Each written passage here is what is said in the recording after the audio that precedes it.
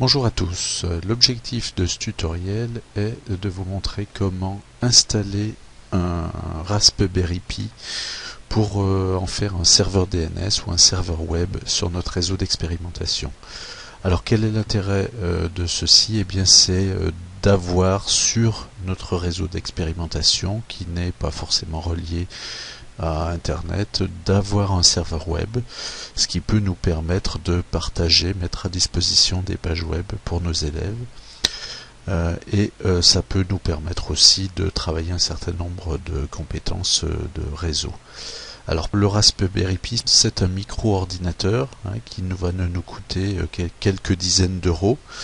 Un kit comme celui que vous avez devant les yeux, donc avec un Raspberry Pi 3, un boîtier d'alimentation, une carte SD, ça va nous coûter autour de 70 € à peu près.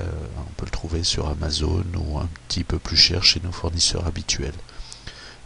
Et pour ce prix-là, on a un ordinateur complet avec bien sûr une interface Ethernet réseau, on a une interface Wi-Fi, on a du Bluetooth, on a aussi un port HDMI, donc on pourrait, si on voulait, brancher dessus un moniteur ou un vidéoprojecteur, des sorties audio, voilà. Donc c'est vraiment un produit qui est très complet, mais qui peut peut-être faire peur à certains, puisque son système d'exploitation, en fait, c'est Linux. Pour permettre à tout le monde de démarrer simplement dessus, je vous ai préparé une image système complète qui intègre un serveur DNS, on verra à quoi ça sert, un serveur web.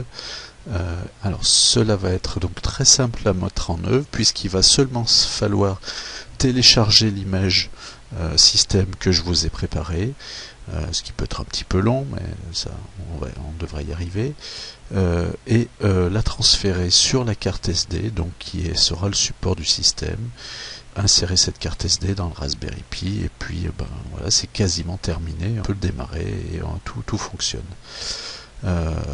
Voilà, donc ce que je vous propose, c'est de vous montrer comment faire tout cela. Alors la première des choses, ça va être de télécharger sur un ordinateur relié à l'internet le logiciel Win32 Disk Imager, qui est le logiciel qui va nous permettre de copier l'image système sur la carte SD. Donc là, ce que je vous montre, c'est le tutoriel que j'ai fait, qui est à votre disposition. Donc si vous ouvrez le tutoriel, vous cliquez sur le lien ici sur SourceForge, et donc vous allez pouvoir télécharger ce logiciel. Windisk32 est aussi à disposition sur mon Google Drive en cliquant sur le lien. Donc on télécharge ça sur le disque et on va pouvoir l'installer. Pour l'installer, alors plutôt que de suivre le tutoriel, je vais vous montrer en réalité comment faire. Donc voilà, donc une fois que vous avez téléchargé Win32 Disk Imager, il suffit donc de double-cliquer dessus. Si vous avez un message vous demandant d'autoriser cette application, vous cliquez sur oui. Voilà, vous cliquez ensuite sur Next ici. On accepte la licence. Next. On définit ici le dossier d'installation, vous pouvez laisser ce qui est par défaut. Next. Ensuite ici, même chose, on laisse par défaut le nom du logiciel. Next. Il va créer une icône sur le bureau. Next. Et on clique sur Install. Et on laisse ça faire. Et donc ici, il ne vous reste plus qu'à décocher View README TXT. On décoche aussi Launch Win32 Disk Imager. Je vous dirai pourquoi ensuite Finish. Voilà. Alors il va falloir maintenant télécharger l'image que l'on vous a préparée pour le Raspberry Pi. Donc on vous a mis à disposition un lien donc sur un Google Drive. Donc on va cliquer dessus. Voilà. Et donc ça va ouvrir le navigateur sur le dossier image Raspberry Pi Techno. Donc vous avez plusieurs fichiers dans ce dossier-là. Le premier, c'est la dernière image pour le Raspberry Pi, alors compressée au format zip. On retrouve ici le tutoriel que je suis en train de suivre avec vous. Ici, ça c'est l'image de ce que l'on pourrait mettre sur la clé USB, je vous en reparlerai un peu plus tard. Et puis ça c'est le logiciel Windows 32 Imager, donc que vous avez déjà utilisé. Donc on va cliquer sur l'image, le zip de l'image. Donc il nous dit qu'il y a un petit problème, ça c'est pas grave, c'est sur les gros fichiers qui marquent ça. On clique sur télécharger. Il nous indique que le fichier est trop gros pour pouvoir faire l'analyse antivirus par Google. On va télécharger quand même. Et il va nous demander maintenant où est-ce qu'on veut l'enregistrer. Donc là vous choisirez le dossier qui vous intéresse. Voilà, et on clique sur enregistrer. Alors ça va prendre un petit peu de temps parce que l'image même compressée elle fait presque 3 gigaoctets, donc suivant la rapidité de votre connexion ça peut prendre pas mal de temps. Donc je vais couper un moment. Alors après la fin du téléchargement de l'image du Raspberry, donc vous obtenez le fichier zip qu'il va falloir décompresser.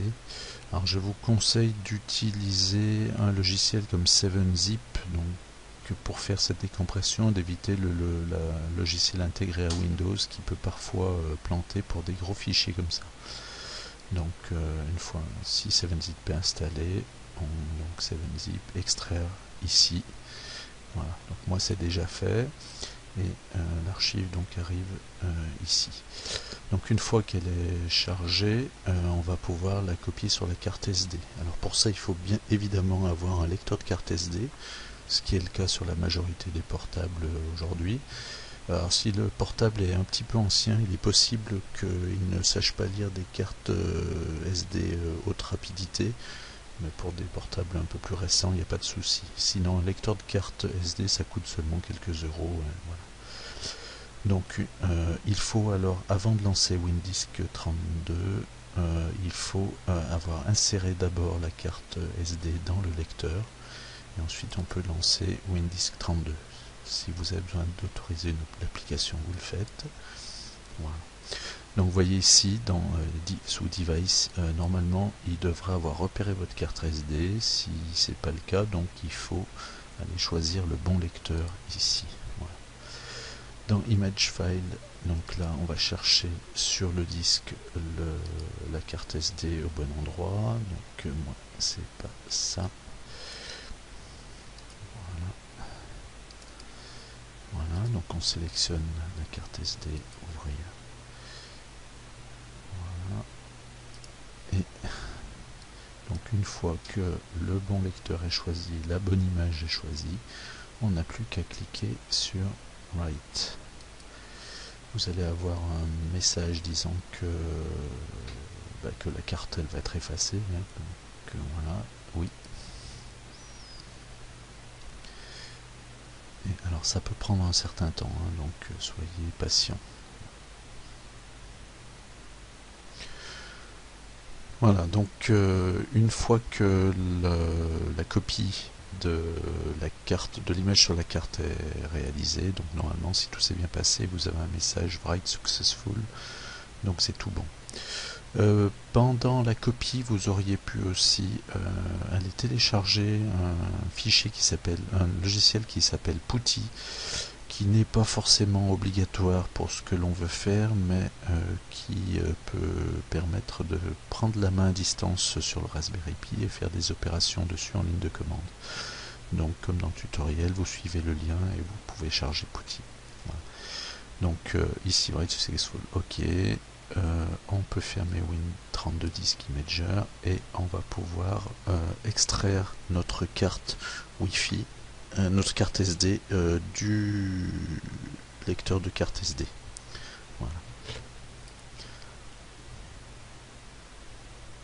Voilà, donc là on va pouvoir extraire de la carte SD du lecteur SD. Voilà. Et nous allons donc pouvoir l'insérer dans notre Raspberry Pi. Donc le Raspberry Pi, on a ici les ports USB, le port réseau, on a de ce côté le port HDMI, orienté comme ça peut-être, le port HDMI et le port jack pour le son, et puis on a ici le port micro USB pour l'alimentation. Et enfin dessous, nous avons le lecteur de carte SD. Donc c'est dans ce lecteur de carte SD que nous allons insérer notre carte SD qu'on vient de faire. Voilà. Donc bien à fond. On va pouvoir ensuite brancher donc notre câble réseau. Voilà, sur le port réseau. Et on va pouvoir enfin brancher donc l'alimentation sur le port micro SD. Donc dès que le port micro SD est branché, on a les LED qui s'allument et donc le Raspberry démarre et charge son système dessus. J'ai oublié de vous dire juste avant qu'il fallait donc à l'autre bout du câble Ethernet se brancher sur notre routeur Cisco. Et on va se brancher donc sur un des 4 ports WAN du routeur Cisco. Voilà, pas sur le port WAN, attention. Voilà. Alors maintenant, comme indiqué dans le tutoriel papier, ce qui va être nécessaire de faire, c'est de configurer notre routeur Cisco pour permettre un accès plus simple au Raspberry Pi. Ce qui va être important pour en faire un serveur, c'est qu'il ait une IP fixe. Donc pour ça, nous allons aller sur notre interface de gestion. Et l'interface de gestion, donc je vous rappelle qu'on y accède par HTTPS /192.168.1.1. Voilà, donc on valide. Arrivé dessus, donc le nom d'utilisateur, c'est donc Cisco. Le mot de passe, c'est celui que vous avez défini lors de la mise en service du routeur Cisco. Voilà. Et donc la première chose à faire, ça va être de configurer donc le routeur en IP fixe, en réservation. En fait, plus précisément, on va faire une réservation d'adresse. On va rester en DHCP, mais le serveur DHCP qui est dans le routeur va attribuer toujours la même adresse à notre Raspberry Pi. Donc pour ça, on va aller dans Mise en réseau, LAN. Voilà. Et on va aller voir les baux de clients DHCP. Donc on clique dessus, voilà. Et on voit ici que notre Raspberry Pi est bien détecté, il a été configuré, il a été identifié, voilà. Et il a comme adresse IP l'adresse 1.100. Mais ça, s'il est possible que cette adresse elle change, donc elle n'est pas fixe. Donc on va l'ajouter au DHCP statique. Donc on va cocher ici. Alors plutôt que de faire ça, le plus simple c'est plutôt de récupérer l'adresse MAC ici. Donc on sélectionne, copier. Voilà. Et puis ensuite on va aller dans DHCP statique. J'ai pas utilisé la fonction la case à cocher pour créer DHCP, ajouter au DHCP statique parce qu'il nous aurait mémorisé l'adresse IP en 100 et moi j'aimerais bien ne pas rester en 100 mais plutôt le mettre en adresse 1.2. Donc on va l'ajouter manuellement. Donc ici DHCP statique, ajouter une ligne. Description, on peut dire Raspberry Pi. Voilà. On va le mettre nous en 198.168.1.2. Voilà, le 1.1 c'est le routeur, 1.2 ça sera le serveur, et on va ici coller l'adresse MAC qu'on a récupérée dans les baux de clients. Et on va pouvoir enregistrer. Voilà. Donc à partir de maintenant, si on débranche notre Raspberry Pi, donc on débranche l'alimentation du Raspberry Pi, et puis on la rebranche, et bien quand il va se reconnecter, il va se reconnecter à l'adresse 92.168.1.2. Donc on devrait pouvoir le vérifier. Donc là j'ai débranché, rebranché, je retourne dans le bout de client DHCP et normalement si je mets à jour,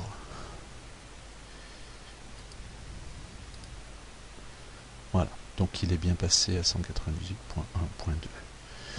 Donc on va pouvoir maintenant y accéder à distance. Alors il nous reste encore quelques réglages à faire au niveau du routeur, puisque notre Raspberry Pi va nous servir de serveur DNS sur notre réseau d'expérimentation, c'est-à-dire qu'il va être capable de transformer des URL donc sous forme de texte en adresse IP. il faut que l'on configure le réseau pour dire d'aller chercher ces noms, ces adresses IP, cette résolution de nom sur le Raspberry Pi. Donc pour ça, on va aller dans configuration LAN. Voilà. Et là, on va avoir les paramètres de notre réseau. Et tout en bas, vous avez serveur DNS. Donc là, serveur DNS, au lieu de laisser ce qui était paramétré, donc on va choisir utiliser les valeurs DNS suivantes. Voilà. Et puis on va mettre donc en serveur DNS statique 1 l'adresse IP de notre Raspberry Pi, donc 192.168.1.2. Voilà, donc c'est ça qui est important. Si votre routeur était relié à un autre réseau, et bien en dessous vous pourriez aussi rajouter les adresses DNS de vos autres réseaux. L'intérêt, c'est que si l'adresse l'URL demandée ne fait pas partie du réseau d'expérimentation, le DNS, le Raspberry Pi ne la connaît pas, donc dans ce cas-là il ne répond pas, et c'est donc les autres serveurs DNS qui sont utilisés pour l'accès ailleurs. Voilà, on pense à enregistrer. Voilà. Si jamais vous avez défini d'autres réseaux VLAN, par exemple, donc dans des réseaux sans fil, vous avez configuré plusieurs réseaux sans fil différents qui sont sur différents VLAN, eh bien, il faut là aussi faire cette opération-là de configuration du DNS sur tous les VLAN que vous avez utilisés. Donc plutôt ici, voilà, LAN, configuration LAN, donc sur le VLAN 3 par exemple, moi j'ai aussi configuré le DNS du serveur Raspberry Pi, l'adresse IP du serveur Raspberry Pi. Voilà. Même chose, donc si vous avez configuré plusieurs réseaux VLAN, si vous voulez que votre Raspberry Pi soit accessible de tous les VLAN, alors les VLAN, petite précision, ça peut être intéressant d'en définir plusieurs, par exemple un qui sera accessible que par les professeurs, et puis un qui pourrait être accessible, qui existe pour les élèves par exemple, et que vous voulez que tous les VLAN aient accès donc au Raspberry Pi, eh bien il faut activer ici le routage inter-VLAN. Donc pour ça on coche ici, on modifie et on va cocher activer. Voilà. On pense bien enregistrer à chaque fois. Voilà. Voilà, donc quand on en est arrivé là, l'installation du Raspberry Pi avec l'image préparée pour la techno de base est terminée. Donc je vous invite maintenant à regarder, si ce n'est pas déjà fait, la vidéo qui explique ce que l'on peut faire de ce serveur web. Et éventuellement d'aller voir la vidéo qui permet d'aller un petit peu plus loin dans les paramétrages du Raspberry Pi pour pouvoir faire 2 ou 3 choses supplémentaires intéressantes. Voilà, je vous remercie et à bientôt.